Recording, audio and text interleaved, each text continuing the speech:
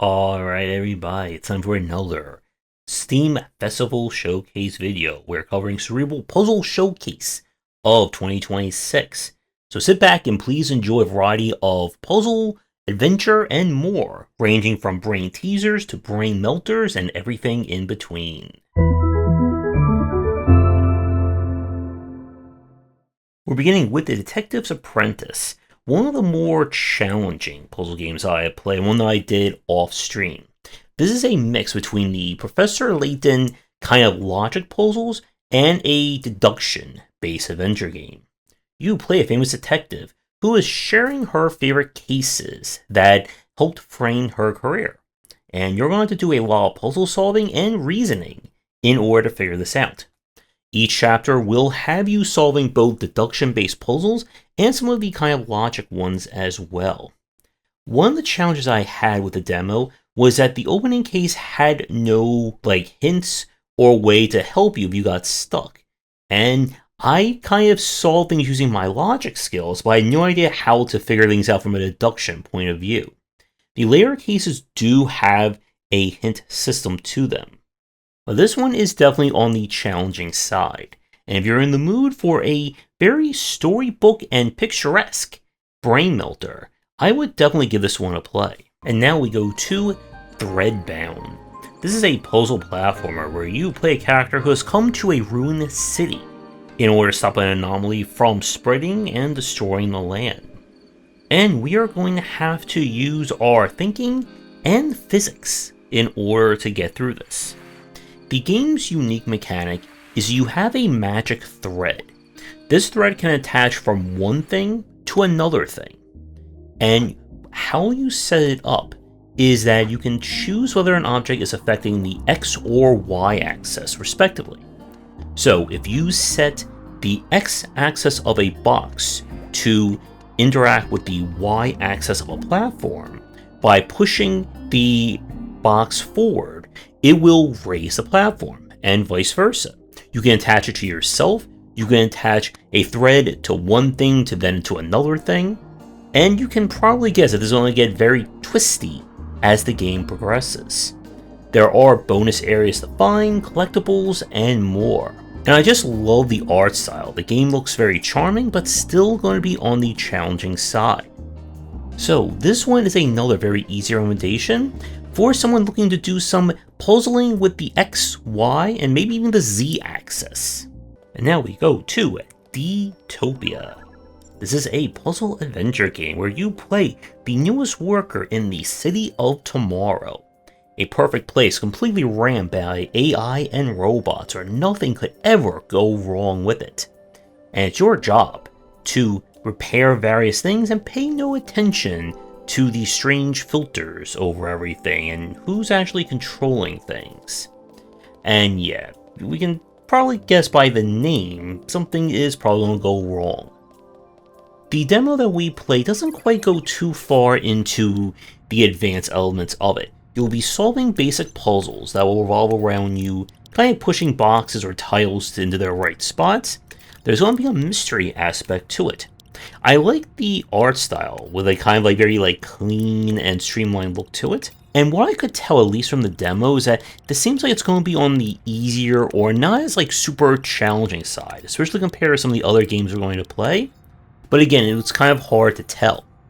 So this is the one for people looking for a little mystery to go with their puzzle solving. And now we go to Polly's Puzzle Box.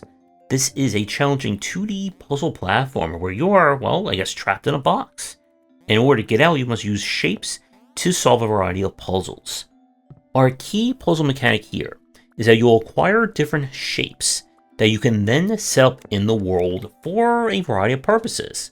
Maybe a makeshift platform. Maybe use it to hit a switch, combine shapes, and do other things with them. And the world progression is going to be about you exploring given the shapes that you have, finding new shapes and then go back and solve puzzles a different way, and uncover all the mysteries and hidden stuff that you'll explore. This one is a very interesting take. It is, I would say, a bit more on the challenging side, because it is a platformer as well as a puzzle game. Like, you have full-on 2D action platforming physics here. And you'll need to kind of sometimes get things just in their right spot so a box doesn't fall in the wrong spot or not to miss a jump. But I really enjoy this one. If we weren't playing this all on the stream, I would have spent a lot more time with it. And this is definitely going to be for the puzzle platformer fans. Once again, looking for another very challenging and original game to play. We have another puzzle platformer next with Backpack Boy. You play a boy with a backpack who is exploring. And despite that name, your key mechanic here is the use of light. By shining your flashlight, you can change kind of the time period that you're in, from either old and rusty now to crisp and pristine past.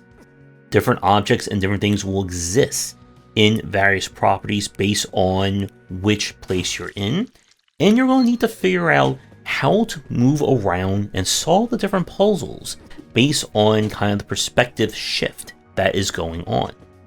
For my time with this one, it felt like this was going to be on the, I would say, easy to moderate side. At the moment, there's only 2 states, so I don't know if there'll be more in the main game. So it really just comes down to figuring out what needs to be in what state for each room, and then move on to the next. I don't know if there'll be bonus things off the normal path, but definitely a very charming take on the puzzle platformer. So again, another easy recommendation for people looking for some very different takes on their puzzle and platforming mechanics. And now we switch over to Desolus. This is another kind of state-based puzzle game. You're exploring a very beautiful looking world, and your puzzle element here is that by clicking on various things in the environment, it will change the state or the dimension that you're currently viewing. So by moving stairs around, you'll be able to access like one part of the room or the other. You can go into another dimension where the rules may be different, or things can kind of exist there and then be moved into their own state, with the overall goal is to kind of activate various switches to then move on. This one appears to be completely linear. I didn't see any like alternate routes or bonus puzzles.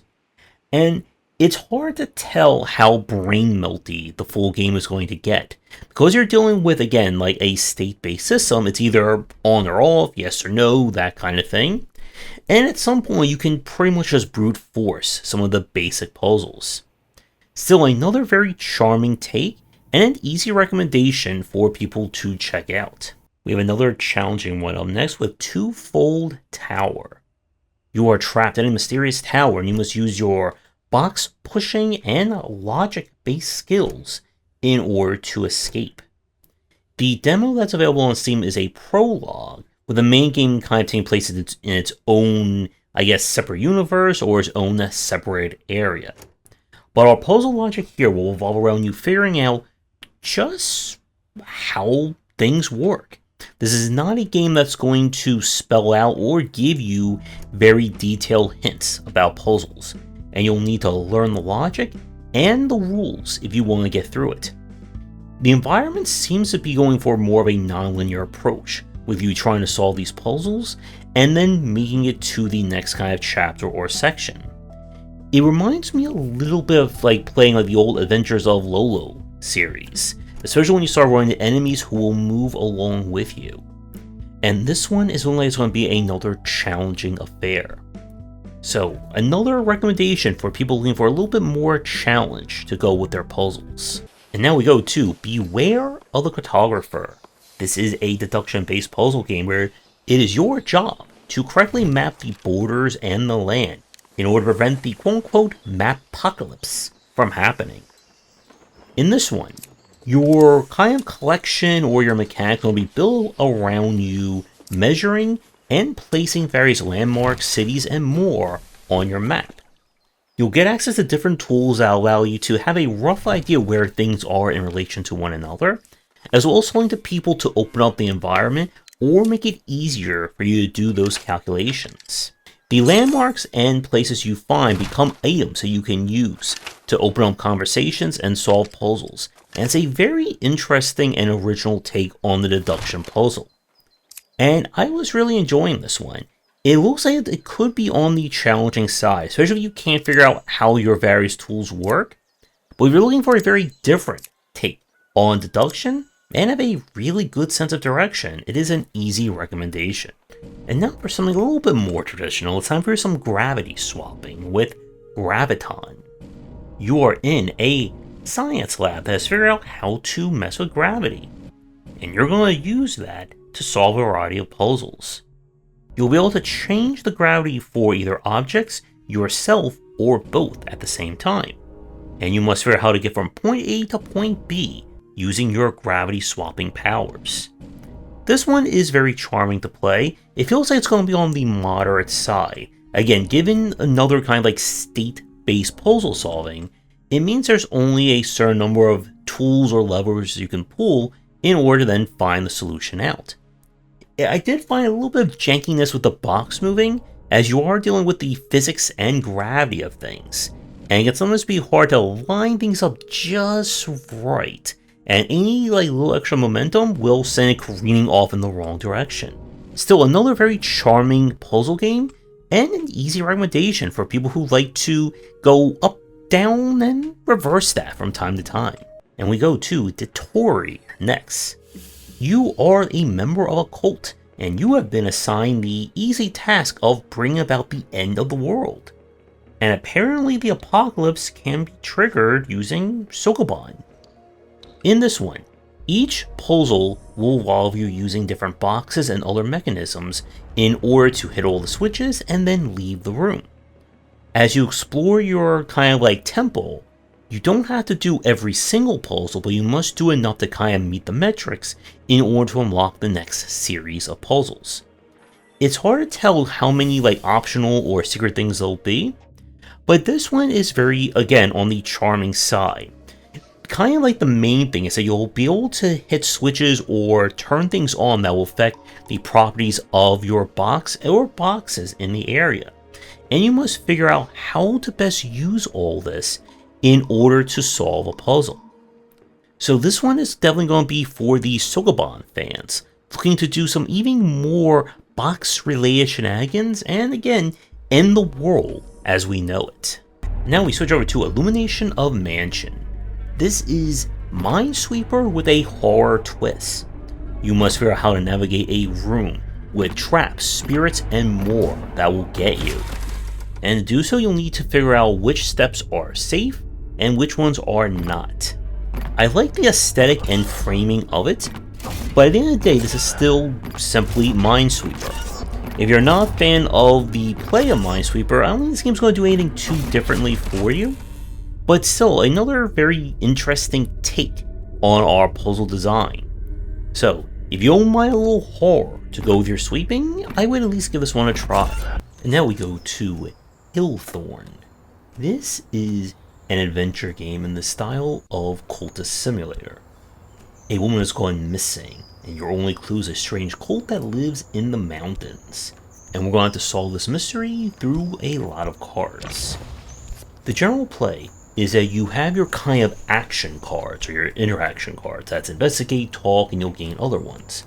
When you place cards in kind of the use field, it will do something. It can unlock an information card, it can unlock more cards to investigate or use, and your job is to figure out how to solve this mystery using these cards. Now, this is not a roguelike or a survival game like we see a lot of these other kind of Cultist Simulator-esque titles get. You have all the time in the world, at least from what we saw. There is an in-game time, but that is used for more puzzle solving rather than for you will die if you don't do something. And then you are off to the races to explore the world tabletop style. I adore the aesthetic of the game. I think this is a really fantastic concept to take this kind of abstraction of cards and the tabletop into more of an adventure and puzzle formula rather than again the survival roguelike. So very easy recommendation if you love the idea behind Cultist Simulator's aesthetic and that kind of vibe, but you're not in the mood to die due to running out of food, money, or sanity. We have another challenging game next with Nonolith. This is a puzzle Metroidvania where you play characters who appear to be trapped in pocket dimensions. and you must explore each place, find clues, and the means to escape, at least that's what it seems. Our gameplay is that the box that's above the character's head allows you to grab blocks. By grabbing them and moving them around, you'll be able to create platforms, as well as even find special block combinations that act as spells. At any given point, you can zoom out to another kind of cube to explore from that perspective. And this is one of those games that there's definitely going to be layers upon layers of puzzle solving. Now, given how you have to manipulate the boxes and the fact that you can't move your box itself, it does make things a little bit tricky in terms of navigating. And this will be one of those games you're going to be left with more questions than answers. But it's another very original take on the formula, and if you're in the mood to do some, different dimensions of Metroidvania, I would give this one a try, and I'm really looking forward to seeing how this will all turn out when it is released. And now we go to Mimic Meadows. This is an unusual one. You play a creature who can mimic other animals if they move in sync with them. And your job is to, get to the end of each level, grab the mushroom, and move on to the next. The puzzle philosophy here is that you need to set up exactly where you want to be and where to kind of sync to the animal that you want to merge into to then be able to move into the next area. Now, it gets even stranger than that, as you can have other creatures mimic each other to then fuse, like Dragon Ball Fusion Dance style, into a super creature who can move in multiple environments, and then you can mimic that one to take its form. And I can imagine some Baba Is You adjacent brain melters in a game like this. And it is just a very unusual concept that does work. So, if you don't mind, committing crimes against nature and fusing everything around you, I would definitely give this one a play. And now we switch over to Ripple Park. You are trapped in, the pool rooms, and the only things you have are puzzles and rubber duckies, along with some strange things out to get you. And you must figure out how to explore and escape this place, and of course, why you are even here. So this is a puzzle-based Metroidvania, where you'll explore the world looking for upgrades, items, and more that allow you to progress. The game is going for more on the non-linear side, that you can explore just about anywhere you want, but you will be needing to find some of the essential upgrades in order to solve some of the more challenging puzzles. I like the pixel art for this one. My main issue is that it's hard to tell if a puzzle is solvable because you're just missing the actual solution, or if you need an item or upgrade needed to progress. We went in a certain direction and everything was going fine until I got trapped in one particular area and I could not figure out how to get past it. And there may need to be some work done in terms of just the basic pacing at the start, just to make sure the player has the kind of standard tools and upgrades before they're free to really cut loose. Still, a really great idea for another puzzle Metroidvania, and an easy recommendation for people looking to get, lost in the pool rooms.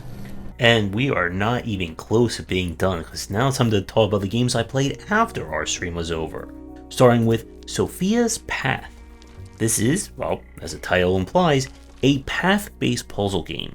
You play Sophia, a young girl in a village. When her father goes on a trip and has him return, she decides to, go on a walkabout adventure to try and find him and get a little bit of excitement as well. The structure here is you'll click around the path in order to get Sophia from point A to point B. Hazards will pop up in kind of synchronous in terms of your movement. And your job, of course, is to figure out what is the correct order of movement to get around the hazards, collect all the MacGuffins, and move on to the next scene. The game challenges you to complete bonus objectives, including getting through maps in the fewest amount of turns as possible. And this one appears to be, I would say, maybe on the easy to maybe moderate side in terms of puzzle design. This is not going to be an overly difficult or, high octane experience.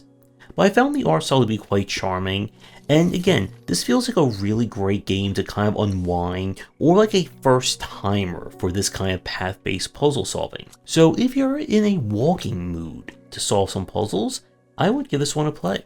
And we go from the kid game to the not so kid game with Desktop Explorer. This is a fake OS puzzle adventure. You have found your uncle's old computer, who has unfortunately passed away due to mysterious circumstances. In order to learn more about him and maybe figure out what he was doing, you decide to explore his computer. And of course, things begin to happen. Our adventure here is in the form of playing, well, with your desktop. You'll explore your various menus and use your tools in order to play this kind of, well, very lo-fi adventure game. Now, unlike some of the other fake OS games that we've played, and even some of the other adventure games, the fake OS kind of aesthetic or GUI here is a part of the puzzle solving. You'll have to uncover hidden screens, mess with the orientation and fonts, and do some other Windows-related shenanigans if you want to solve all the various puzzles and find whatever lurks underneath the computer files. This one I would say is moderate to maybe challenging, depending upon your own familiarity with old, Windows like 3.1 or the older style. But still, very charming game. Again, another very interesting take on puzzle logic and design. So, if you don't mind doing some tech support on your old computers, I would give this one a try.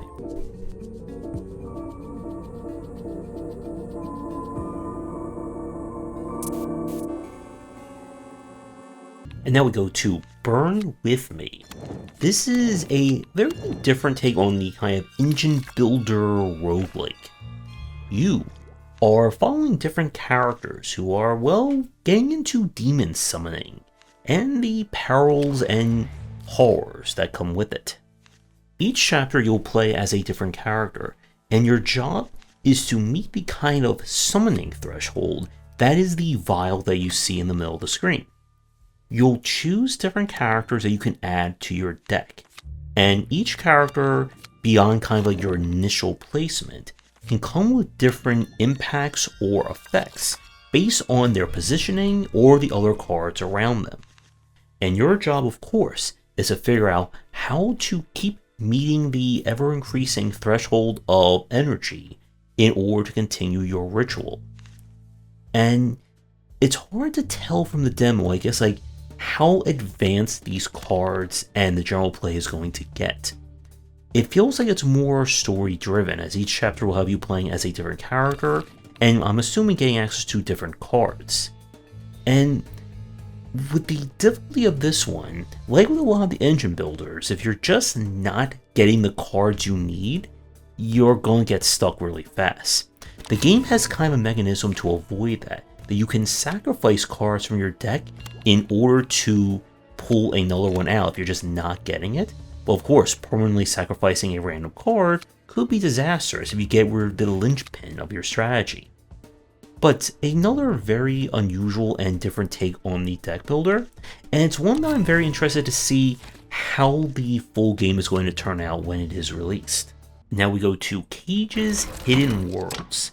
This is the kind of escape room puzzle solving formula of the Room series, but this time with a different developer doing their own spin on it.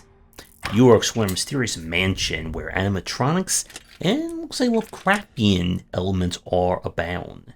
And you are going to once again figure this all out by looking at a lot of very strange devices and putting them all together or taking them apart. If you've played any of the Room style adventure games, then Cage's is going to be right up your alley. For my time with the demo, I didn't see anything that is standing out or doing anything different with the formula. but the puzzle still made sense. It has, again, all the same bells and whistles and quality of life features. And while we hopefully wait for another room game coming at some point, if you're looking for another puzzling room to escape from, then this should hopefully hold you over. Our next game is Micromega. We have a hand-drawn puzzle game where you are trying to manipulate an orb to go to the top of the screen, using the aid of various creatures and machinery in this very strange and beautifully drawn world. Our gameplay is a mix of the kind of using the various machines to maneuver an object and a touch of hidden object, as you can find these like little critters in and around the level in order to go for 100%. Now, this is operating under a kind of a very basic physics model. You're not going to be able to kind of sequence break or go skip different segments. It's all kept relatively linear. The difficulty of this one seems to be on the easier side. Again, there's only so few quite literal levers and switches to pull in order to manipulate things around. I'm interested to see how much more variety there will be in the main game and what other machinery and implements you're going to find. You can quote-unquote lose, but you can also instantly rewind as far back as you want in order to try moving things around again. So another very interesting adventure game that I definitely would recommend you check out. And now we go to something a little bit more challenging with Elementalist. This is an elemental puzzle platformer. Your mission is to collect the various sun tokens in each level using the different elemental powers that you get. Each element corresponds to a different piece of movement tech. Wind lets you do a dash, water lets you kind of shoot yourself up or double, triple, quadruple jump, or lets you do a ground pound jump, and that's as far as I got in the demo. Now here's where it gets a little bit twisty. You do not control the order that you can use your powers. It's all based on which ones you pick up, and it does it in reverse order. So part of the challenge of this is not only figuring out what elements to pick up in what order, but arranging them in the way that will fit the level. And yes, it can get very brain twisty as the game progresses. There are bonus challenges to achieve, and the puzzle variety here is pretty nice. It really does do a great job of kind of making use of all these like very simple tools, but extrapolating out to make more and more puzzles, and even challenging variations of the same puzzle if you want to go above and beyond. This one again looks like it's going to be on the trickier side, and I would recommend this for any puzzle platformer fan looking to perfect their platforming in the future. And now we switch over to Thanks Light, which I can only read that title like being like very dismissive of light. This is a first-person puzzle game where we are trapped in a very strange facility, and the only way to get out is to use our magical flashlight to solve a variety of puzzles.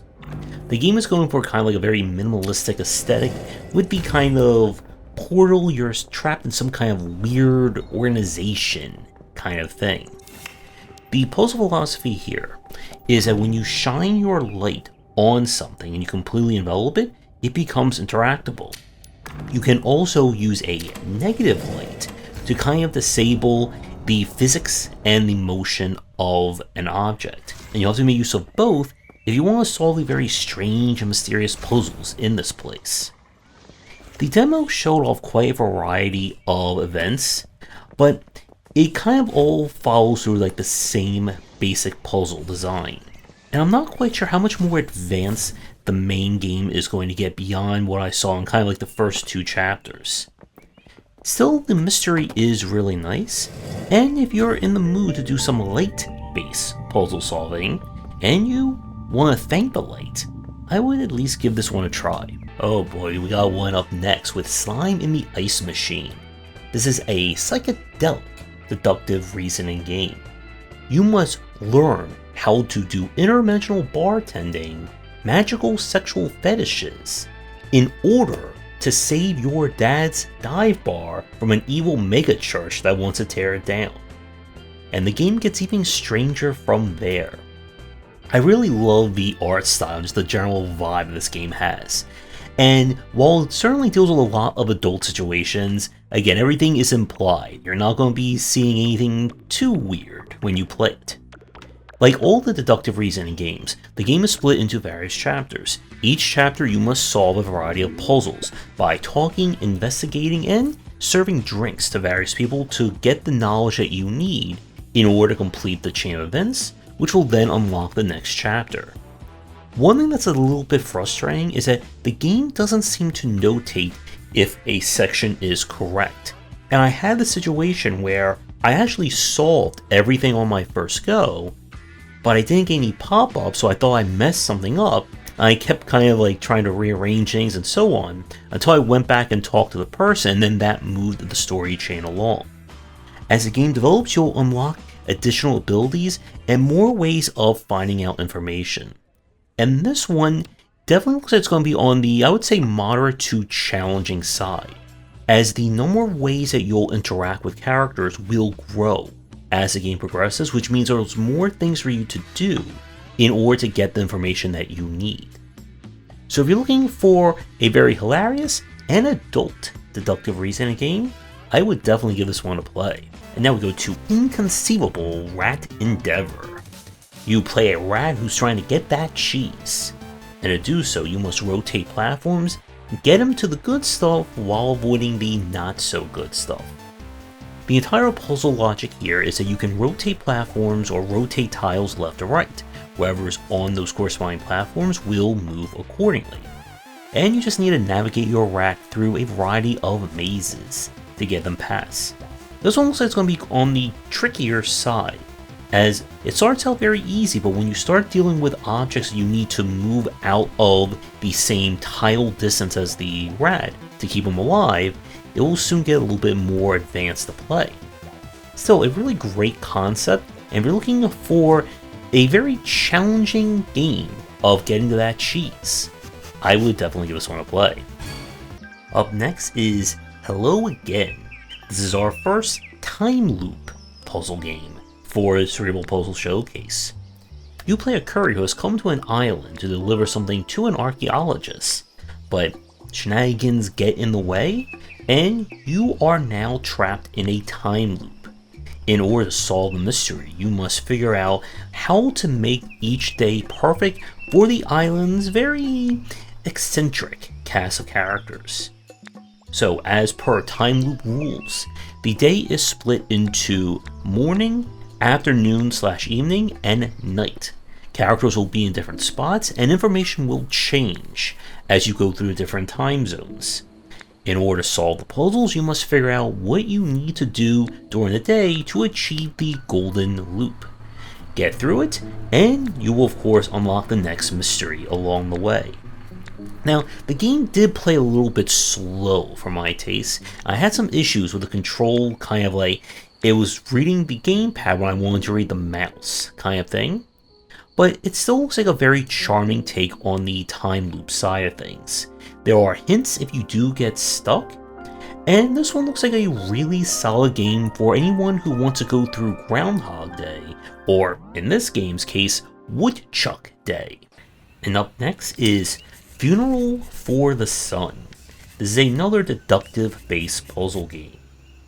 In a town in Latin America, a mysterious fire has supposedly claimed over 700 people back in 1968. But there is more to this story, and we're going to investigate the past and present in order to uncover the mystery.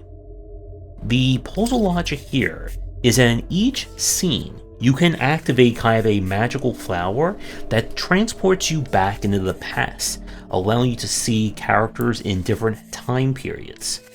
As with any deductive-based game, your mission is going to be to figure out the family tree and timeline of all the characters. Who's who, what are their relations, and what happened to them. Now with the added twist that you can experience or see characters in different stages of their life, which requires you to do kind of second and even like a third wave of association to figure out who you're talking to or who you're witnessing in which time period. As the game progresses, more of the mystery will make itself known. I absolutely love the kind of like watercolor art style the game has going for it. And this one looks like it's going to be, I would say, moderate to challenging. Like any deductive based game, you're going to have to try and read between the lines to solve some of the puzzles, and if you keep your family tree organized, it should be very easy. And I don't know again like how much more advanced the main game is going to be. So if you're looking for a little mystery to go with your deductive reasoning, I highly recommend you give this one a play. And for the last game at long last of our showcase, we go to You Remembered. This is a puzzle platformer where you must use letters to create platforms all over the place in order to get through.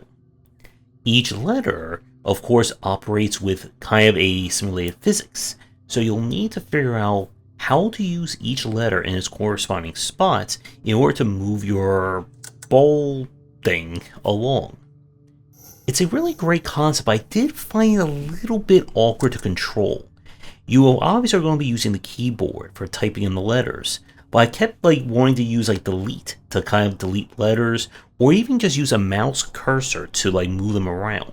Instead, they will always kind of drop down one of the 5 spots that you see at the top of the screen. This one looks like it's going to be on the trickier side, as you're going to deal with kind of the physics of these letters in order to make any kind of progress.